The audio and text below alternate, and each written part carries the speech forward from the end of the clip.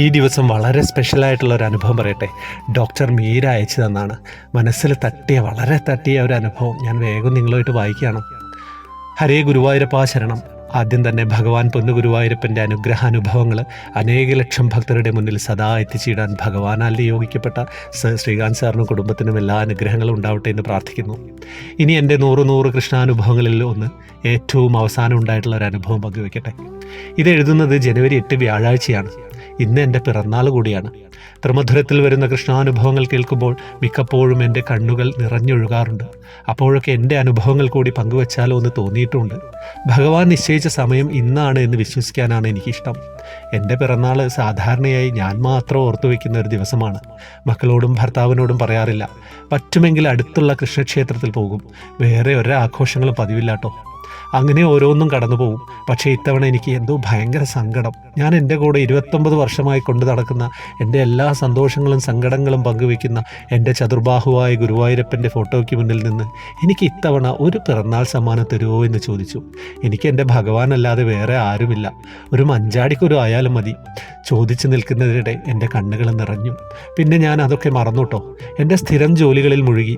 2ാം ദിവസമാണ് ഞാൻ ശരിക്കും ഞെട്ടിയത്. പുറത്തു പോയിരുന്ന എൻ്റെ ഭർത്താവ് വന്നപ്പോൾ ഒരു പാർസൽ കയ്യിൽ വെച്ചിട്ട് പറഞ്ഞു, ഇത് നിനക്കായി വന്നതാണ്. ഞാൻ പറഞ്ഞു, ഇല്ല, ഞാൻ ഒന്നും തന്നെ ഓർഡർ ചെയ്തിട്ടില്ല. എൻ്റെ കയ്യിൽ പിടിപ്പിച്ചിട്ട് അദ്ദേഹം പറഞ്ഞു, ഇത് നിനക്കുള്ളതാണ്. ഞാൻ പാർസൽ വാങ്ങി പൊട്ടിച്ചു.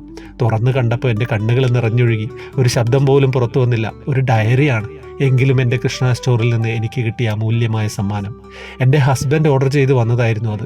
പക്ഷേ അദ്ദേഹത്തിന് എൻ്റെ പിറന്നാൾ ഒന്നും ഓർമ്മയില്ലായിരുന്നു.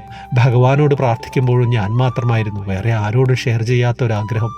ആദ്യത്തെ പേജ് തുറന്നു നോക്കിയപ്പോൾ പൊന്നു ഗുരുവായൂരപ്പൻ്റെ ചതുർബാഹുവായ ചിത്രം, ഇടയ്ക്കിടെ സന്ദേശങ്ങളുള്ള അതിമനോഹരമായൊരു ഡയറി. ഭഗവാനോട് നിശബ്ദമായി നിറകണ്ണുകളോടെ നന്ദി പറഞ്ഞു.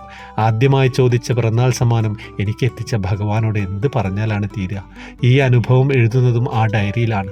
സാർ, എൻ്റെ അനുഭവങ്ങൾ പങ്കുവെക്കാനായി പൊന്നു ഗുരുവായൂരപ്പൻ തന്നതാവാം ഈ സമ്മാനം. ഒത്തിരി നീണ്ടുപോയി സാർ, ചുരുക്കി വായിച്ചാൽ മതി. എല്ലാവർക്കും നല്ലത് വരട്ടെ. ഈ അനുഭവം വായിച്ചു തുടങ്ങിയപ്പോഴേ ഞാൻ ആ ഡയറിയുടെ പേജുകൾ ശ്രദ്ധിച്ചു കേട്ടോ.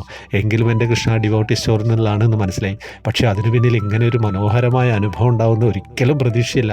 എന്തായാലും മീരയ്ക്ക് നന്ദി പറയുകയാണ്. മീരയ്ക്ക് വേണ്ടി എല്ലാവരിലേക്കും എത്തിക്കുക കേട്ടോ. ഇത് അതിമനോഹരമായിരുന്നു. ഞാൻ ആ പേജ് ഇതിൽ പങ്കുവെച്ചിട്ടുണ്ട്. പിന്നെ വാട്സപ്പ് ഗ്രൂപ്പിലേക്ക് വരാൻ ജോയിൻ ബട്ടണിലോട് വരണം. കുറേ വിശേഷങ്ങളൊക്കെ ഉണ്ട്. വേറെ വിശേഷങ്ങളൊന്നും ഇല്ല എന്ന് വിചാരിക്കുന്നു. ഹരേ കൃഷ്ണ.